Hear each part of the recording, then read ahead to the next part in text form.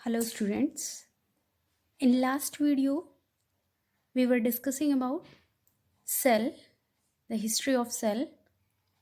In this video we will discuss about shape, size and number of cells.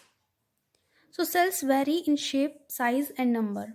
Cells का जो shape होता है, size होता है और उनका जो number होता है वो उसमें बहुत सारी variations होती हैं, बहुत सारे changes होते हैं. यूनिसेलुलर ऑर्गेनिजम्स को हम आइडेंटिफाई करते हैं basically on the basis of their shape.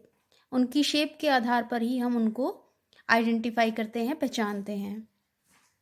Next आता है कि मल्टी सेलुलर ऑर्गेनिजम्स के अंदर एक सेल का शेप क्या होगा ये डिपेंड करता है उसकी पोजीशन, बॉडी में उसकी पोजीशन क्या है और स्पेसिफिक फंक्शन जो वो परफॉर्म कर रही है उसकी अपने पड़ोसी सेल्स के साथ, सराउंडिंग सेल्स के साथ इंटरेक्शन क्या है.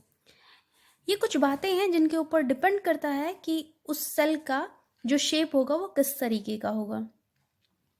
Repeat again. In multi cellular organisms shape of cell is depend upon the position in the body. Body में उनकी पोजीशन क्या है, स्पेसिफिक फंक्शन जो वो परफॉर्म कर रही है, किस तरीके का काम कर रही है और उनकी सराउंडिंग सेल्स के साथ इंटरेक्शन किस तरीके की है. नेक्स्ट आता है कि size of the cell also varies and expressed in as micron और एंगस्ट्रम. साइज जो है सेल का उसमें भी बहुत सारी वेरिएशंस मिलती हैं और सेल का साइज जो है हम उसको जो यूनिट है वो माइक्रोन के अंदर लिखते हैं या एंगस्ट्रम्स के अंदर. मोस्टली जो ह्यूमन सेल्स हैं उनका जो साइज है वो 8 से लेके 25, उनका जो डायमीटर है वो 8 से लेके 25 माइक्रोमीटर तक वेरी करता है. In case of multicellular organisms, the number of cells is correlated to the body size. एक मल्टीसेलर ऑर्गेनिज्म की बॉडी के अंदर कितनी सेल्स होंगी ये उसकी बॉडी के साइज के ऊपर डिपेंड करता है. अगर उसका बॉडी साइज बड़ा है तो नंबर ऑफ सेल्स ज़्यादा होंगी, अगर छोटा है तो नंबर ऑफ सेल्स कम होंगी. एक एग्जांपल देखते हैं हम कि 60 kg वेट का अगर कोई ह्यूमन बीइंग है तो उसके बॉडी में 60 into 10⁻15 cells near about present होंगी. नेक्स्ट आता है हमारे पास prokaryotic and eukaryotic cells. What are prokaryotic cells and what are eukaryotic cells? So the cells of most primitive organisms like the bacteria और blue green alga, they lack the nuclear envelope around their genetic material and they are named as prokaryotic cells.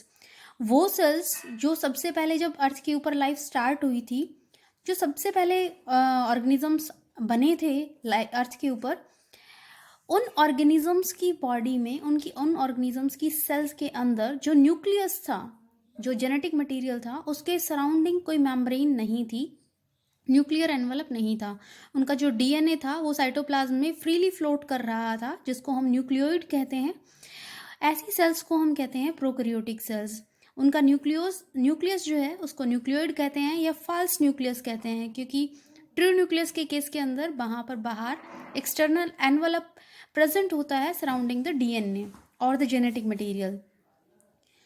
उसके अलावा other organisms की sales जहाँ पर true nucleus present होता है, मतलब जहाँ पर डीएनए के सराउंडिंग एक मेम्ब्रेन प्रेजेंट होती है, एक एनवलप प्रेजेंट होता है, न्यूक्लियर एनवलप या न्यूक्लियर मेम्ब्रेन, उनको हम कहते हैं यूकैरियोटिक सेल. जितनी भी प्लांट सेल्स हैं, एनिमल सेल्स हैं, ऑल आर यूकैरियोटिक सेल्स. बात आती है स्ट्रक्चर किस तरीके का होता है एक यूकैरियोटिक सेल का. तो let's have a look over the structure of a eukaryotic cell. So first we look on the theoretical portion. Generally एक यूकैरियोटिक सेल के पास 3 मेन कंपोनेंट्स होते हैं, plasma membrane, nucleus and cytoplasm. What are the features of plasma membrane? तो हर एक cell के बाहर की जो बाउंड्री है जो उसको एक्सटर्नल एनवायरनमेंट से अलग कर रही है उसको हम कहते हैं प्लाज्मा मेम्ब्रेन या सेल मेम्ब्रेन. ये जो मेम्ब्रेन है वो अल्ट्रा थिन होती है, मतलब बहुत ज़्यादा थिन होती है और ये बनी हुई होती है लिपिड, प्रोटीन और कार्बोहाइड्रेट की, और इसका नेचर जो है वो लिविंग होता है. मतलब ये मेम्ब्रेन जो है वो लिविंग होती है, नॉन लिविंग नहीं होती है.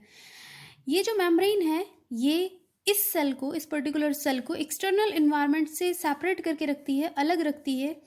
उसके अलावा ये एंट्री और एग्जिट को अलाउड करती है, सिर्फ सेलेक्टेड मटेरियल की एंट्री और एग्जिट को अलाउड करती है. इट मीन्स ये जो मेम्ब्रेन है, प्लाज्मा मेम्ब्रेन और the cell membrane is selectively permeable, मतलब कुछ चीज़ों को अंदर जाने देगी जिनकी सेल को रिक्वायरमेंट है, और वो मटेरियल जिनकी सेल को रिक्वायरमेंट नहीं है उनको नहीं जाने देगी। सेम लाइक जो मटेरियल सेल के लिए एक्स्ट्रा है उनको एक्सक्लूड आउट कर देगी। सेकेंड पार्ट आता है हमारे पास nucleus. Each eukaryotic cell has a deeply stained rounded structure. हर एक यूकैरियोटिक सेल के पास एक स्टेनिंग अगर हम करते हैं तो डीपली मतलब डार्क स्टेन लिए हुए एक बॉडी होती है जो जनरली राउंड होती है, वो प्रेजेंट होता है, और इसको हम कहते हैं न्यूक्लियस, जिसके पास जेनेटिक मटेरियल होता है। इट मीन्स इसके अंदर डीएनए प्रेजेंट होता है।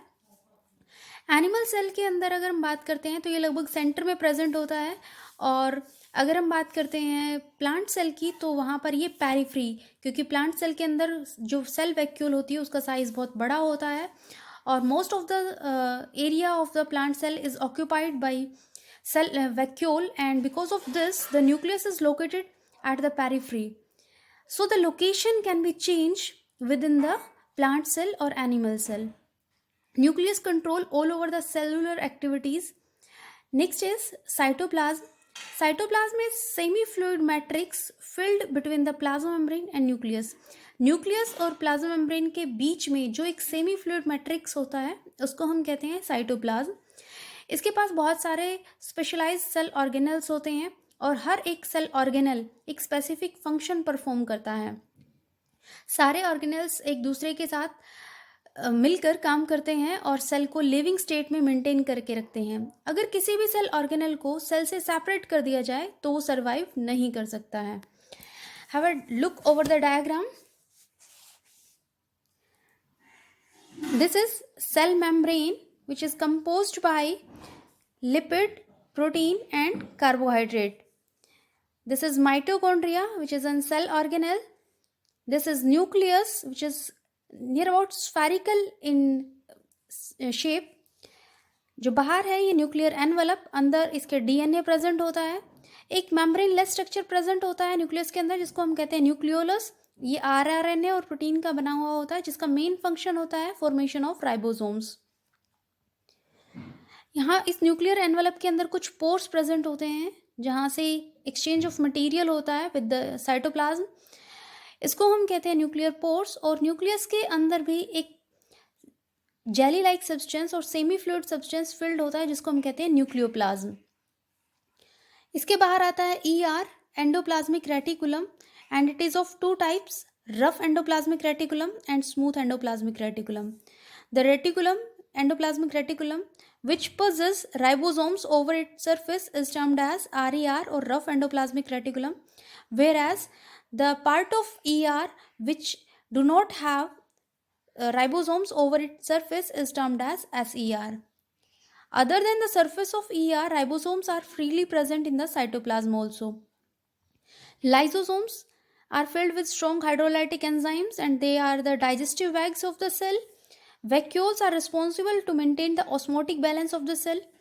Golgi body, these are responsible for the process of transportation.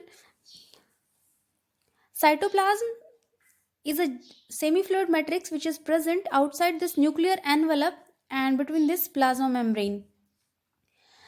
The semi-fluid matrix present inside the nuclear envelope is termed as nucleoplasm, whereas protoplasm